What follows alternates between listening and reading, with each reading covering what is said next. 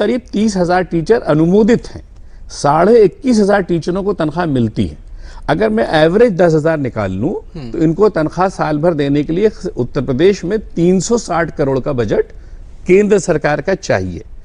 अभी जो पिछली मोदी जी की सरकार थी उसमें ये बजट 181 करोड़ रुपए का इंडिया में और उसका एक प्रोपोर्शनेट 160 करोड़ उत्तर प्रदेश में। 80% टीचर और ये पूरा सब उत्तर प्रदेश में ही है एक्चुअली, 20% में पूरा भारत है। तो 360 करोड़ की जरूरत है और 160 करोड़ है, तो 200 करोड़ की शॉर्टेज की वजह से आप अक्सर सुनेंगे कि मदरसे के आधुनिकीकरण के टीचरों की तनख्वाहें 2 साल से 6 महीने से 1 साल से नहीं आ रही।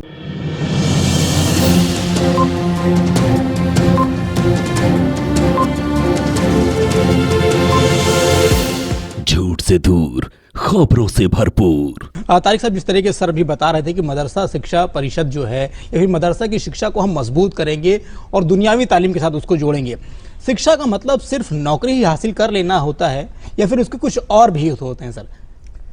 देखिए, एजुकेशन आपको ओवरऑल एक अच्छा इंसान बनाने में मदद करती है। अगर आप पढ़े लिखे हैं तो आप एक अच्छे इंसान बनते हैं। अब एक टेक्निकल पढ़ाई है कि आप इंजीनियरिंग करेंगे, इंजीनियर बनेंगे, डॉक्टरी करेंगे, डॉक्टर बनेंगे, वो एक तरीका है। लेकिन ये कोई ज़रूरी नहीं है कि आपको अगर नौकरी ना करनी हो तो आप पढ़ाई ना करें। पढ़ना तो ज़रूरी है, एक बात। दूसरी बात, जो एक आप अभी जिक्र कर रहे थे मदरसों का, तो मैं मदरसों में मैं आपको बताता चलूँ 2 चीज़ें। एक एडेड मदरसा है जो उत्तर प्रदेश में 480 मदरसे हैं, और एक अनएडेड मदरसा है जो कम्युनिटी के कंट्रीब्यूशन से चलता है। जी। वो गरीब बच्चे, थोड़ा मिथ भी है मदरसों को लेके, और मुसलमानों में भी है। जब हम इनके लीडर्स की बात करते हैं तो उनको भी यही लगता है। टोटल पॉपुलेशन का 3% बच्चे मदरसे में जाते हैं। इनमें 2 तरह के हैं। एक जो आपके एडेड या बड़े मदरसे हैं जिसमें नदवा और देवबंद आता है, वहां से तो ये एक रिलीजियन एजुकेशन के लिए एक तरह से डॉक्टरेट और फिक़ा के लोग तैयार दीनी तालीम के लिए करे जाते हैं। जो मकतब चलता है, जिसको भी मदरसा कहते हैं, जो मोहल्ले के लोग अपना पैसा इकट्ठा करके 2 कमरा बना करके वहां चला देते हैं, अगर वो ना चले तो वो लड़के फिर वो जो सिविक सेंस उनमें डेवलप हो जाता है, जो डिसिप्लिन डेवलप हो जाती है, वो छोड़ करके वो थोड़े छोटी मोटी बदमाशियों में पड़ेंगे और वो अनलॉफुल एक्टिविटी में चले जाएंगे। तो मदरसे का बहुत बड़ा कंट्रीब्यूशन है इसमें। कम्युनिटी का एक बहुत बड़ा चक फंड, ज़कात और सदकात और एक चैरिटी का फंड होता है, जिसमें बच्चों को खाना भी खिलाया जा रहा है। गुड ओल्ड, अभी मिड डे मील वगैरह तो अभी आया, ये जमाने से चला आ रहा है। तो एक बहुत बड़ा लोड सरकार का कम्युनिटी के लोगों ने लेकर के इस मदरसे को चलाते हैं। अब इस मदरसे में क्या हुआ कि आपने, अब जाहिर क्या पढ़ाएंगे, कुरान पढ़ाएंगे, तालीम दे रहे हैं। तो एक ये सोच जाहिर हुई आज से 29 साल पहले की सरकार में कि मदरसे के इन मकतब के बच्चों को भी थोड़ा टेक्निकल एजुकेशन दे करके उनको मेनलाइन स्ट्रीम से जोड़ दिया जाए। ठीक है, तो वो उसके लिए SPQUM, special promotion quality education in मदरसा करके एक स्कीम 93 में लॉन्च करी गई, और उसमें यह रखा गया कि मैथमेटिक्स, सोशल साइंसेस और लैंग्वेजेस, कंप्यूटर, ये मदरसे में पढ़ाई जाए।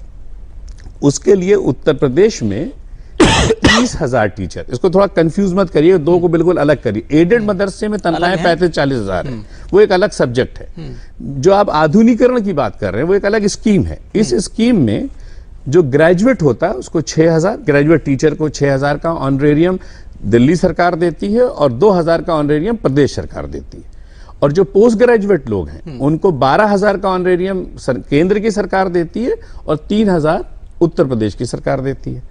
और ये करीब 30,000 टीचर अनुमोदित हैं, 21,500 टीचरों को तनख्वाह मिलती है। अगर मैं एवरेज 10,000 निकाल लूं तो इनको तनख्वाह साल भर देने के लिए उत्तर प्रदेश में 360 करोड़ का बजट केंद्र सरकार का चाहिए। अभी जो पिछली मोदी जी की सरकार थी उसमें ये बजट 181 करोड़ रुपए का इंडिया में और उसका एक प्रोपोर्शनेट 160 करोड़ उत्तर प्रदेश में। 80% टीचर और ये पूरा सब उत्तर प्रदेश में ही है एक्चुअली, 20% में पूरा भारत है। तो 360 करोड़ की जरूरत है और 160 करोड़ है, तो 200 करोड़ की शॉर्टेज की वजह से आप अक्सर सुनेंगे कि मदरसे के आधुनिकीकरण के टीचरों की तनख्वाहें 2 साल से 6 महीने से 1 साल से नहीं आ रही हैं। तो उसका सलूशन ये होना चाहिए था कि बजट रिवाइज करके, और मैं परमिंदर सिंह जी मौजूद हैं, काफ़ी सुलझे और पढ़े लिखे इंसान हैं, तो मैं इनके माध्यम से ये बात लाना चाहूँगा, क्योंकि उत्तर प्रदेश आप रिप्रेजेंट कर रहे हैं। बिल्कुल 30,000 खानदान चल रहे हैं जी, 30,000, तो उसमें अगर इनका बजट बढ़ करके 360 करोड़ हो जाता है केंद्र का, तो ये सुचारू रूप से चलता रहेगा। अभी जो लेटेस्ट बजट आया है उसमें बदकिस्मती से जो मेरी नॉलेज है, हो सकता है मैं गलत हूं, ये 180 करोड़ घटा करके 10 करोड़ रुपए कर दिया गया। तो जहां मिनिमम 200 करोड़ बढ़ना चाहिए था सालाना, वहां 170 करोड़ घट जाने से क्या होगा, ये तमाम लोग बेरोजगार हो जाएंगे। तो उससे 2-3 चीजें, जो आपका नारा है सबका साथ सबका विकास का, उसमें उसको डेंट पहुंचेगा। जो पसमानदा मुसलमानों की आप इस वक्त बात कर रहे हैं, तो मैं आपको बताता चलूं कि ये 30,000 ख्वाब में कम से कम 80% पसमानदा है। 25,000 पसमानदा टीचर हैं, वो बेरोजगार हो जाएंगे। तीसरा जो आपका ये एक ख्वाब है कि मदारस के बच्चे भी दुनियावी तालीम से आरास्ता होकर के मेन लाइन से जुड़ें, वो ख्वाब भी आपका डिमोलिश हो जाएगा। क्योंकि जब टीचर ही नहीं रहेंगे और ये इनको ये चीजें नहीं पढ़ाई जाएंगी, तो मेरा ये मानना है कि आप जो आप अभी कह रहे थे, और मैं बहुत खुश हूं कि इस तरीके के मिजाज, मैं बिल्कुल इसके खिलाफ हूं कि तुष्टीकरण नहीं होना चाहिए। बिल्कुल बिल्कुल, आप जो एक्स को दें वही वाई को दें, और वाई का काम है कि मेहनत करके वो मेन लाइन से जुड़े। बिल्कुल, बहुत मैं उसकी काउंसलिंग करता हूं, लेकिन एट द सेम टाइम मेरी ये भी दरखास्त रहेगी कि आप इस बात को सरकार से टेकअप करिए।